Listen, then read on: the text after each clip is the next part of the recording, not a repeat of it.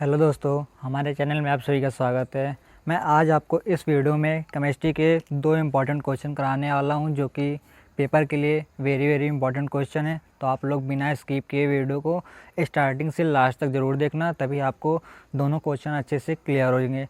अगर आप लोग हमारे चैनल पर नए हो तो चैनल को सब्सक्राइब करके साथ में बेल आइकन में प्रेस कर दें, जिससे आने वाली वीडियो की सारी नोटिफिकेशन आपको टाइम टू टाइम अपडेट होते हैं। तो चलिए इंपॉर्टेंट क्वेश्चन किसी और चलते हैं। हाँ तो दोस्तों, जो आज का हमारा फर्स्ट क्वेश्चन है, अमोनिया बनाने की प्रयोगशाला विधि। ये ज़्यादा इंपॉर्टेंट नहीं, फिर भी आप लोग इसको तैयार कर लेना। लेकिन जो अमोनिया बनाने की हैवर विधि है वो पेपर के लिए मोस्ट इंपॉर्टेंट क्वेश्चन है। ये पेपर में ज़रूर आता है, अधिकतर हर साल में 7 सेट में कहीं ना कहीं एक सेट में ज़रूर ये क्वेश्चन दिया होता है। लेकिन अमोनिया बनाने की जो प्रयोगशाला विधि है वो कभी कभी पूछ लेता है, तो आप लोग इसको एक बार तैयार जरूर कर लीजिए। शायद अगर आ जाए तो आप लोग ये मत कहिए कि हाँ मैंने बताया नहीं था, तो आप लोग इसको एक बार तैयार जरूर कर लीजिए। तो चलिए देखते हैं अमोनिया बनाने की प्रयोगशाला विधि के बारे में। तो अमोनिया नाइट्रोजन का एक प्रमुख यौगिक है। जो नाइट्रोजन परिवार के तत्व है उसका अमोनिया जो है एक प्रमुख यौगिक है। इसकी प्रकृति क्षारीय होती है। जो अमोनिया की प्रकृति होती है वो क्षारीय होती है। सन 1774 ईस्वी में वैज्ञानिक प्रेस्टले ने अमोनियम क्लोराइड और लाइम के मिश्रण करके अमोनिया गैस प्राप्त की तथा इसका नाम क्षारीय वायु रखा। 1774 में वैज्ञानिक प्रेस्टले ने अमोनियम व क्लोराइड और लाइम के मिश्रण करके अमोनिया गैस प्राप्त की तथा इसका नाम क्षारीय वायु रखा था। सन 1785 ईस्वी में दूसरी वैज्ञानिक आए, बर्थोल्ले नामक वैज्ञानिक आए। इन्होंने बताया कि अमोनिया जो है नाइट्रोजन व हाइड्रोजन का मिश्रण है, लेकिन इन्होंने उसकी पूरी प्रोग्रेस नहीं किया था। उसके बाद थर्ड नंबर पे आए 1800 ईस्वी में वैज्ञानिक डेवी ने अमोनिया का सूत्र NH3 स्थापित किया। इसमें 3 वैज्ञानिक ने आए। पहले वैज्ञानिक थे प्रेस्टले ने 1774 ईस्वी में। उन्होंने अमोनियम क्लोराइड और लाइम के मिश्रण करके इसे क्षारीय वायु नाम रखा। फिर उसके बाद सेकंड ऑप्शन नंबर पे आए बर्थोले ने 1785 ईस्वी में। उन्होंने बताया कि अमोनिया जो है नाइट्रोजन व हाइड्रोजन का मिश्रण है। उसके बाद थर्ड नंबर पे 1800 ईस्वी में वैज्ञानिक डेवी आए और डेवी ने अमोनिया का नाम NH3 रखा। इसका सामान्य अणु सूत्र होता है NH3। इसकी संरचना सूत्र होता है N, उसके बाहर 3 H लगे होते हैं, ठीक है। इसका सामान्य सूत्र है और इसका जो अणुभार है 17 कैसे होगा, देखो N का होता है 14, ठीक है। उसके बाद इंटू 1 और हाइड्रोजन का 1 होता है, तो इसमें 3 से मल्टीप्लाई तो 3, तो हो गया 14 3 17, ऐसे निकल के आ गया। अब अमोनिया जो बनाने की प्रयोगशाला विधि, वो तो मैंने एक डिफिनीसन बिल्कुल इजी में बताया। इसकी बनाने की प्रयोगशाला विधि, अमोनिया प्रयोगशाला में अमोनिया NH3 गैस बनाने के लिए कैल्शियम हाइपोक्लोराइड यानी कि बुझा हुआ चूना CaOH का होल्टोएच बुझा हुआ चूना को NH4Cl अमोनियम क्लोराइड के साथ गर्म करने पर हमारा यहाँ पे अमोनिया कैल्शियम क्लोराइड प्लस जल प्राप्त होता है। जब NH4Cl के 2 अणु लेकर शुष्क बुझे हुए चूने के साथ हम लोग अपक्रिया कराते हैं तो हमारा 2NH3 plus CaCl2 plus 2H2O प्राप्त होता है। यहाँ पे अमोनिया हमारी प्राप्त हो चुकी है, ठीक है। अब अमोनिया बनाने की हैवर विधि यानी कि औद्योगिक विधि, ये आपके पेपर के लिए मोस्ट इंपॉर्टेंट क्वेश्चन है, तो इसको आप लोग अच्छे से तैयार कर लेना। हैवर विधि में क्या है, N2 व H2 यानी नाइट्रोजन व हाइड्रोजन का 1:3 यानी नाइट्रोजन का एक है ना, और हाइड्रोजन का 3 1:3 के मिश्रण को Fe व MO की उपस्थिति में 200 वायुमंडलीय दाब और 450 डिग्री सेल्सियस ताप पर गर्म करने पर अमोनिया गैस प्राप्त होती है। देखो इसकी आप क्रिया कराते हैं, N2 का 1 और H2 का 3। जब FeMO और 450 डिग्री सेल्सियस ताप व 200 वायुमंडलीय दाब पर आप क्रिया कराते हैं तो हमारा NH3 प्लस 23.4 कैलोरी जो है ऊर्जा मुक्त होती है। नीचे चलते हैं, इसके चित्र के बारे में समझते हैं। चित्र थोड़ा बड़ा है तो हमारे स्क्रीन पे मतलब पूरा एक बार में क्लियर नहीं आ रहा, तो मैं आपको लेकिन फिर भी अच्छे समझा दूंगा कि आप लोग अगर डायग्राम से एक बार समझ गए तो आपको बिल्कुल करने में कोई दिक्कत नहीं, आप लोग बना के अच्छे से कर सकते हैं। लेकिन एक बार डायग्राम समझना आपके लिए बहुत ज़रूरी होता है। तो डायग्राम देखो, ये संचारी पंप, पहले आपके सारे नाम बता देता हूँ। उत्प्रेरक कक्ष, उसके बाद द्रव अमोनिया और पुनः संचारी पंप।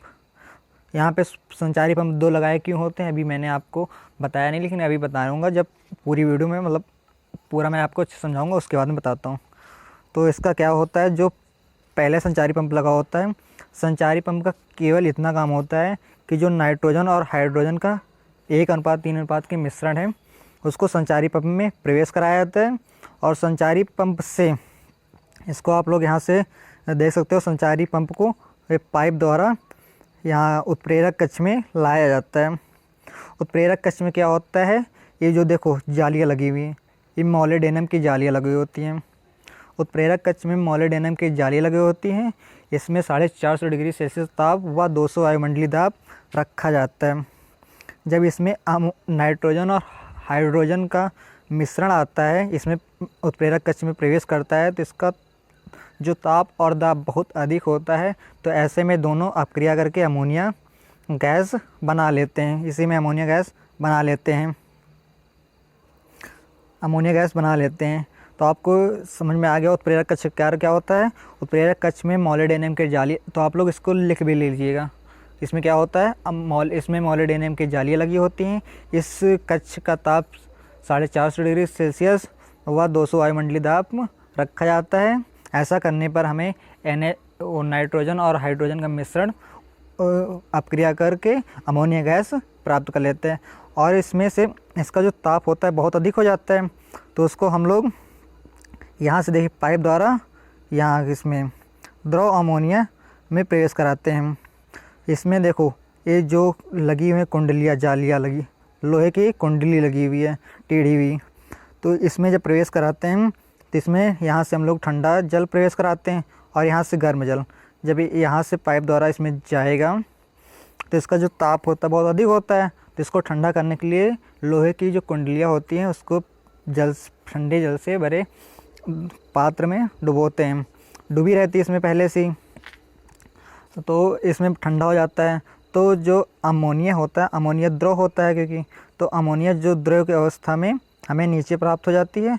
और लेकिन केवल 5 से 10%, ज़्यादा नहीं, केवल अमोनिया जो है 5-10% एक बार में प्राप्त होता है। और बाकी जो है वो हमारा पुनः संचारी पंप में आ जाता है। और जो संचारी पंप है, पुनः संचारी पंप, देखिए यहाँ से पाइप द्वारा पहले वाले में फिर चला गया और पहले वाले में जाने के बाद फिर पुनः आके उत्प्रेरक कक्ष में आ जाता है। ठीक है, उत्प्रेरक कक्ष में आ जाता है। तो ऐसा हम लोग कम से कम 6-7 बार करते हैं तो हमें 100% अमोनिया शुद्ध प्राप्त हो जाती है। तो हम लोग इसको एक बार, यहाँ नीचे लिखा हुआ है, हम लोग इसको एक बार अच्छे देख लें। मैंने बल्कि ऊपर समझा दिया, तो आप लोग डिफिनीसन बनाने में कोई दिक्कत नहीं होगी, आप लोग अच्छे से डिफिनीसन बना सकते हो। तो हमारा जो फर्स्ट पॉइंट है संचारी पंप। इस पंप में नाइट्रोजन व हाइड्रोजन के 1:3 के मिश्रण को संचारी पंप में प्रवेश कराते हैं। यह पंप इस गैसीय मिश्रण को उत्प्रेरक कक्ष में भेज देता है। इसका काम मैंने बताया था अभी डायग्राम में कि इसका काम केवल यही होता है कि जो नाइट्रोजन और हाइड्रोजन के 1:3 अनुपात के मिश्रण में होता है, ये केवल उत्प्रेरक कक्ष में इसको भेजने का कार्य होता है और बाकी इसका कोई काम नहीं होता है। सेकंड नंबर पे उत्प्रेरक कक्ष। इस कक्ष में मोलिडेनम युक्त लोहे की जालियाँ लगी होती हैं। इस कक्ष में संचारी पंप से आने वाला गैसीय मिश्रण को प्रवेश कराते हैं। इस कक्ष का ताप 450 डिग्री सेल्सियस रखा जाता है। कक्ष के अंदर 200 वायुमंडलीय दाब भी उत्पन्न किया जाता है। ऐसा करने से नाइट्रोजन व हाइड्रोजन का 5 से 10%, केवल 5 से 10% हमें अमोनिया शुद्ध प्राप्त होती है, में परिवर्तित हो जाता है। नाइट्रोजन हाइड्रोजन अमोनिया के गैसीय मिश्रण को संघनित में भेजते हैं। और अभी जो मैंने यहाँ बताया था संघनित, इसका नाम है, इसका नाम संघनित्र। इसमें क्या काम होता है संघनित्र का? संघनित में लोहे की कुंडली नालियाँ डूबी रहती हैं। इस संघनित में उत्प्रेरक कक्ष से आने वाला जो गैसीय मिश्रण को प्रवेश कराते हैं, यह संघनित इस गैसीय मिश्रण में से अमोनिया गैस को ठंडा करके द्रवित कर देता है। मैंने अभी बताया कि जो अमोनिया होता है द्रव के रूप में होता है, तो उसको नीचे भेज देता है। बाकी जो है अमोनिया केवल 5-10% नीचे द्रवावस्था में प्राप्त होता है, बाकी संचारी पंप में निकाल दिया जाता है। तो वही तली में नीचे बैठ जाता है। बचे हुए गैसीय मिश्रण को पुनः संचारी पंप में भेज देते हैं। और पुनः संचारी पंप का वही कार्य होता है कि इसमें जो संघनित से आने वाला गैसीय मिश्रण है पुनः संचारी पंप से उत्प्रेरक कक्ष में भेज दिया जाता है। इसमें एनोडिस्टों का आपस में क्रिया करके NH3 बार बार बनाया जाता है, घूमता रहता है जब तक ये पूरी तरह से NH3 में परिवर्तित नहीं हो जाता। देखो मैंने बताया था कि केवल 5 से 10% ही अमोनिया गैस से प्राप्त होता है, ठीक है। तो इसमें इसको कम 6-7 बार प्रोग्रेस किया जाता है ऐसे, उसमें पुनः संचारी पंप से फिर उत्प्रेरक कक्ष में भेजते हैं तो फिर 5 से 10% प्राप्त होता है। ऐसा हम लोग 3-4 बार करते हैं तो हमें कम 5-6 बार में पूरा जो 100% है अमोनिया शुद्ध प्राप्त हो जाती है। इसके आप लोग भौतिक गुण भी लिख दीजिए अगर पूछा है तो इसका जो भौतिक गुण है ऑप्शन नंबर फर्स्ट, यह रंगहीन तीक्ष्ण गंध वाली गैस है। जो अमोनिया है इसका कोई रंग नहीं होता, इसकी जो गंध है बहुत तीक्ष्ण वाली गैस है। इसको अधिक देर तक सूंघने पर आँखों में आंसू आ जाते हैं। अगर आप लोग अमोनिया गैस को कभी सूंघ देखेंगे तो इसको अगर सूंघते रहोगे, मतलब ज़्यादा नहीं, बस 1-1.5 मिनट अगर आप लोग इसको सूंघ लो तो आपके आँखों में जो आंसू बाहर आएंगे अच्छे से। इसलिए अश्रु गैस भी कहा जाता है। अमोनिया गैस को अश्रु गैस भी कहा जाता है। को पॉइंट नंबर 3, यह जल में पूर्ण विलेय है। जो अमोनिया गैस है इसको हम लोग जल में अगर घोलेंगे तो पूर्ण विलेय है जल में, मतलब पूरी तरह से अमोनिया गैस मिल जाती है। देखिए अम्लों से, यहाँ से हम लोग जो रासायनिक क्रिया हैं अम्लों से पहले अम्लों से क्रिया कराते हैं।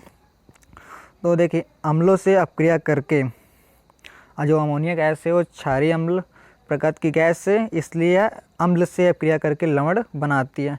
जैसे देखिए हम लोग NH3 की अपक्रिया HCl से कराते हैं तो NH4Cl अमोनियम क्लोराइड प्राप्त हो जाता है। और अमोनिया की अपक्रिया नाइट्रिक अम्ल से कराते हैं तो NH4NO3 अमोनियम नाइट्रेट प्राप्त हो जाता है।